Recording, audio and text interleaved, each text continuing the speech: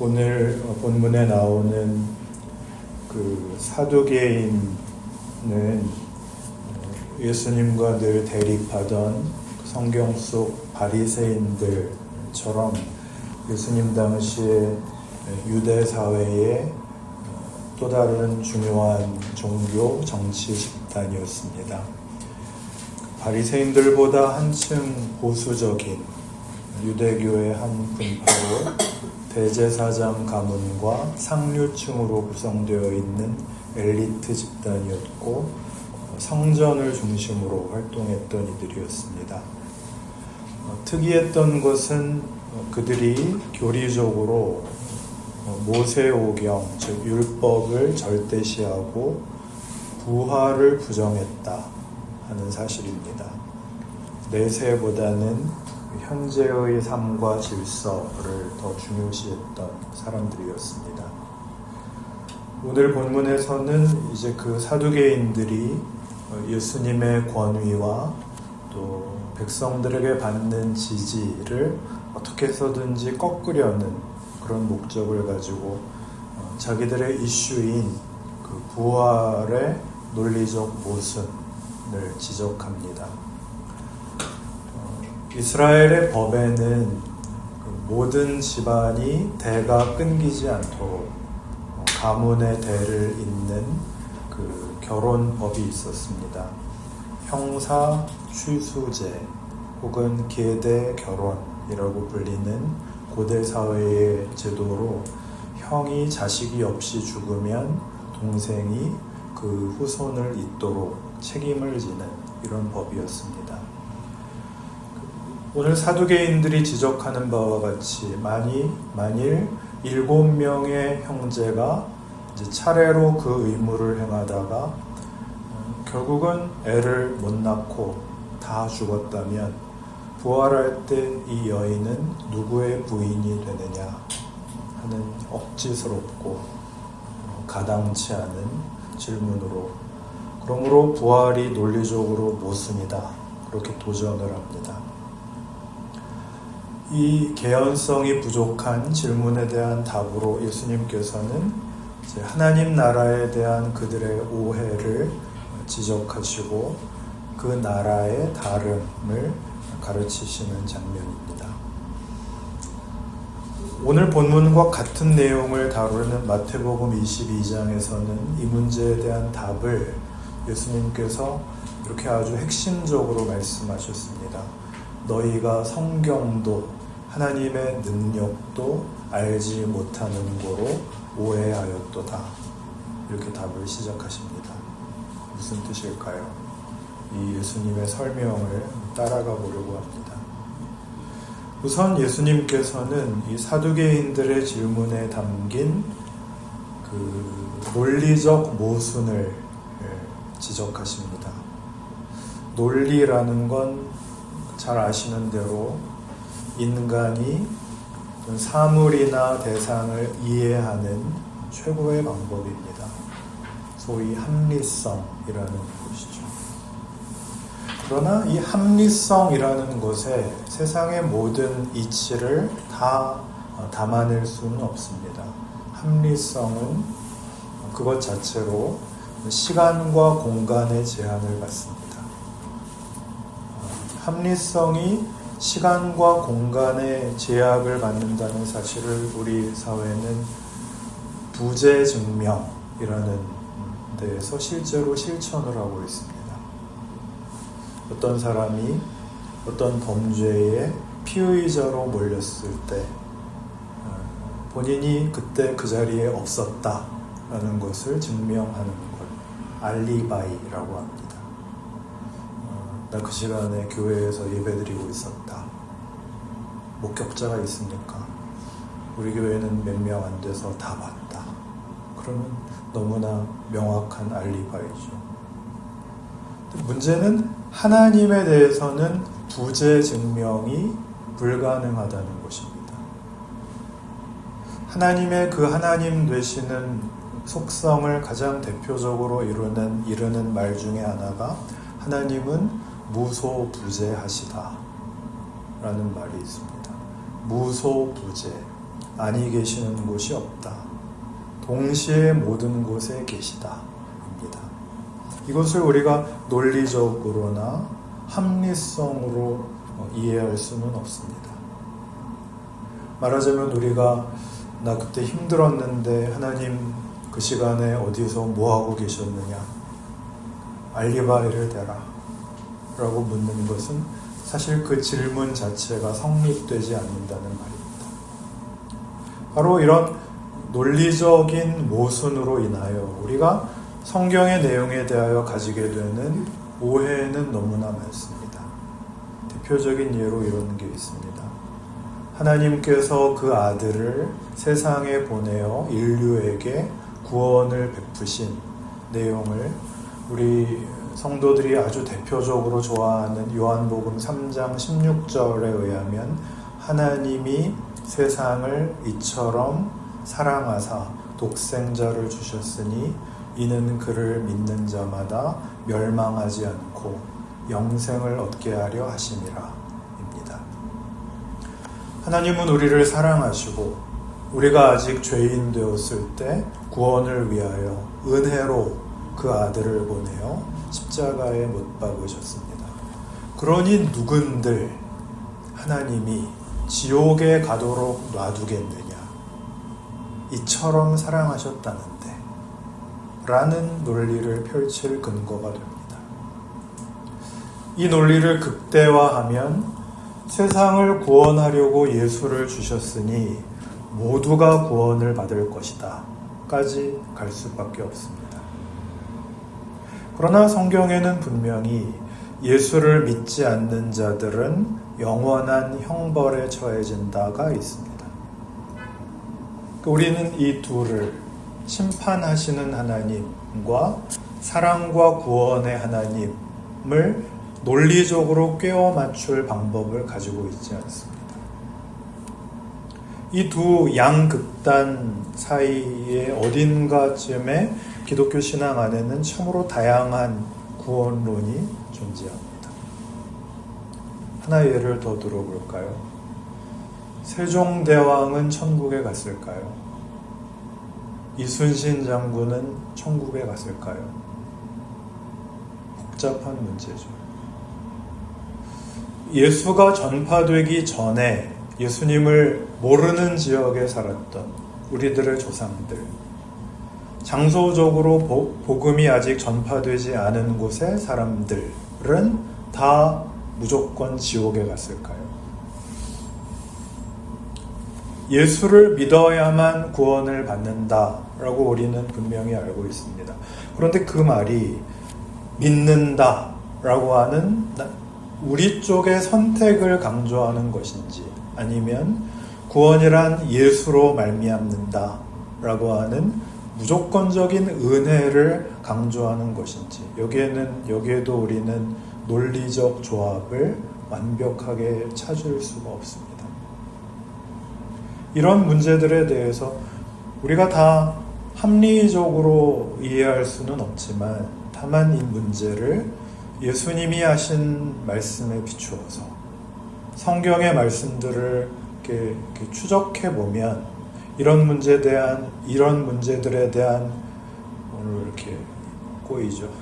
이런 문제들에 대한 우리의 오해를 극복하는 데까지 이르는 것은 가능하다. 이것이 오늘 본문을 통해서 우리가 얻을 유익입니다. 오늘 본문 속 사두개인들의 질문에 대한 예수님의 답변은 말하자면 하나님의 나라는 너희가 생각하는 것과 너무나 다르다 이겁니다. 그곳은 합리성에 근거한 너희의 논리로는 상상하는 것조차 불가능한 나라다 입니다. 부활이 있다면 우리 이 세상의 결혼 제도는 어떻게 됩니까? 천국은 다르다. 뭐가 다를까요? 여기 사두개인들의 질문을 자세히 보시면 이렇게 되어 있습니다. 7형제가 있었는데 마지가 아내를 취하였다가 자식이 없이 죽고 일곱이 다 그와 같이 자식이 없이 죽고 그 후에 여자도 죽었나이다. 반복적으로 죽음을 얘기합니다. 성경이 말하는 죽음이란 우리가 이해하듯 생존 기간의 한계를 논하는 것이 아닙니다. 이 사두개인들의 질문에서 드러나는 것처럼 우리라는 존재는 죽음으로 끝날 수밖에 없는, 죽을 수밖에 없는 죄와 파멸의 운명에 지배받고 있다는 겁니다. 그러나 본문 38절의 말씀대로 하나님은 죽은 자의 하나님이 아니요 살아있는 자의 하나님이시라 입니다. 하나님은 당신만 영원하신 게 아니라 그가 부르신 그의 백성들을 영원히 존재케 하시는데 그것은 사망이라는 인간의 죄로 인한 결과와 그렇게 결과될 수밖에 없는 모든 원인들이 제거된 멸망과 죽음으로 끝나는 운명이 제거된 생명으로만 충만한 나라가 될 것이다 라고 말씀하고 있는 것입니다. 서두에 말씀드린 대로 같은 내용을 다루는 마태복음 22장에서는 예수께서 사두개인들의 질문에 대하여 너희가 성경도 하나님의 능력도 알지 못하는 고로 오해하였도다 라고 대답을 하셨다고 했습니다. 사두개인들이 성경도 하나님의 능력도 알지 못했다 라고 그랬는데 여기서 안다 라는 것은 다만 우리가 생각하는 지적 정보를 말하는 것이 아닙니다. 성경에서 안다는 말은 종종 부부간의 관계를 의미하곤 합니다. 그러니까 단순하게 지적인 깨달음이 아니라 상대를 깊이 이해하고 책임지고 헌신하는 관계입니다. 하나님을 안다, 여호와를 안다 라는 말은 그 아들을 주시는 우리를 당신의 능력과 은혜와 자비와 복과 성실로 채우시려고 우리를 부르시는 아버지 하나님과의 깊은 관계를 말하는 것입니다. 기독교 신앙의 본질이 뭐냐? 하나님 나라의 그 실체가 무엇이냐라고 할 때 그것은 관계라고 할 수 있습니다. 그러나 우리는 기독교 신앙을 어떤 차원에서 본성적으로 이해를 하느냐 하면 율법, 도덕, 이념, 종교의 차원에서 이해를 합니다. 그래서 우리가 신앙을 논할 때마다 가장 대표적으로 윤리성을 점검하고 그리고 종교적인 요소로 치성을 더하고 남에게 확인받는 영향력 이런 것들을 가장 중요하게 생각을 합니다. 어떤 일이 그래서 생기느냐 하면 관계가 무너집니다. 신앙 공동체 속에서 뜻밖에도 신자끼리 진심을 얘기하거나 넘어진 얘기를 할 수 없는 이유는 그래서 제가 늘 말씀드리는 대로 교회의 가장 큰 잘못 무슨 안 좋은 일을 당하면 창피해서 이제 교회 못 나가겠다 그런 마음이 들게 되는 것은 이 안에 종교적 요소가 전제되어 있어서 그렇습니다. 깊이 친하지를 못합니다. 말하자면 이런 종교적 강제력이 교회 안에 존재합니다. 믿는 사람이 그러면 돼. 권사가 돼가지고 새벽 기도도 안 나와. 이게 신앙을 제대로 이해하지 못한 우리의 모습입니다. 예수님의 표현대로 하면 성경도 하나님의 능력도 알지 못하는 고로 하는 오해들입니다. 지난 주일에는 많은 분들이 예배 시간 전에 오셔서 제가 살짝 당황했습니다. 여러분도 당황하셔서 제가 하는 기도문을 같이 읽기도 하시고 그러셨는데, 교인들끼리 이렇게 속 얘기를 하는 경우는 딱 한 경우입니다. 같이 어려움을 겪은 경우, 같이 별의별 경험을 다 한 경우죠. 지난주에도 제가 프랑스에 가는 그 주일에 어떻게 할까를 이렇게 의논하시다가 목사님이 안 계시니 매우 은혜로운 모임을 가질 수 있을 것 같다라고 하시는 말씀을 들었는데요. 신자들이 마음의 깊은 외로움을 느끼고 진짜 고민이 생길 때에는 목사님에게 찾아오지 않습니다. 왜요? 목사님은 뻔한 얘기를 할 게 뻔하니까요. 기도하세요. 십자가를 생각하세요. 그건 나도 알고 있는데 도움이 되지 않죠. 그리고 그런 정답은 자칫하면 정죄가 됩니다. 내가 기도를 안 해서 이런 일이 생겼단 말인가? 11조를 빼먹어서 그랬단 말인가가 되죠. 그래서 우리는 진짜 고민이 생기면 교회 사람이 아니라 친구를 만납니다. 소주 한 잔 앞에 놓고 진심을 쏟아 놓습니다. 우리 교회 목사님이 글쎄 이딴 소리를 하더라. 친구는 다 들어줍니다. 그리고 친구는 이런 말을 해도 괜찮습니다. 야, 그건 네가 잘못한 거야, 임마. 내가 친구라 하는 얘긴데 넌 원래 좀 그렇잖아. 목사는 그렇게 말을 못하죠. 남편은 그렇게 말하면 끝장이죠. 그러나 듣기 불편한 얘기를 친구끼리는 해줄 수가 있습니다. 왜요? 관계가 튼튼하기 때문입니다. 이 새끼가 말은 이렇게 해도 그래도 이 새끼는 내 편이라는 걸 아니까요. 그런 관계의 대표적인 실체가 가족이죠. 가족. 평생의 왼수, 내 십자가. 내 선택에 의해서 성립되지 않은 그 관계가 모든 것에 우선합니다. 신비롭죠. 그리고 그 관계에서 아무도 자유로울 수가 없습니다. 식구 중에 누가 괴로우면 나도 괴롭고, 거기에서 누가 행복하면 나도 행복하고, 이건 논리적으로는 설명할 수가 없는 희한한 관계죠. 우리가 사는 이 세상은 법으로 그 질서를 유지하잖아요. 법이란 강제력입니다. 죄의 원리와 죄의 권세가 주장하는 곳이기 때문에 우리는 법을 가지고 나라를, 사회를 유지할 수밖에 없습니다. 그러나 여기는 강제력과 다르다는 것이죠.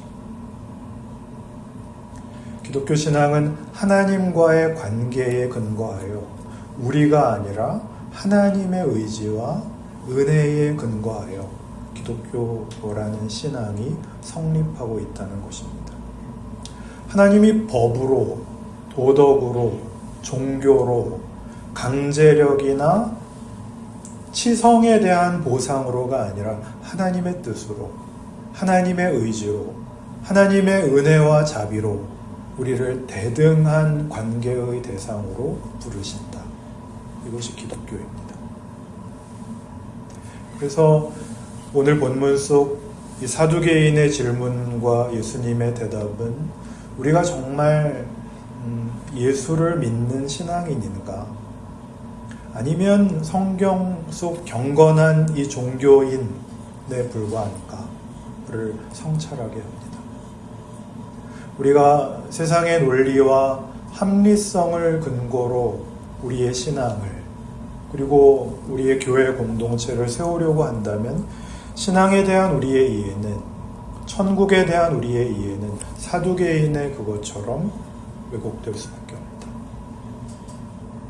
그러면 우리에게서는 결국 예수를 넘어뜨리려고 가당치 않은 모순을 지적하는 사두개인들처럼 상대방의 약점을 지적하는, 공격하는 싸움밖에는 생산되지 않을 것이다 라는 가르침입니다.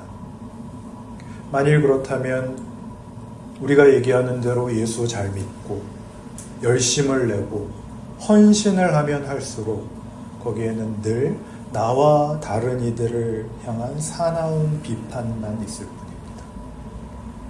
그게 아니라 우리 안에, 내 안에 용서가 있고 기다려주고 이해하는 그런 관계가 있는가? 타인에게보다 앞서서 먼저 자기에 대하여. 이것이 오늘 예수님의 가르침이며 우리에게 허락된 기독교 신앙의 정수라 할 것입니다. 여러분의 신자된 인생을 이 하나님과의 관계에 근거하여 한번 점검하시고 이제 시작된 2026년 한 해도 소망 가운데 주님과 동행하시기를 바랍니다.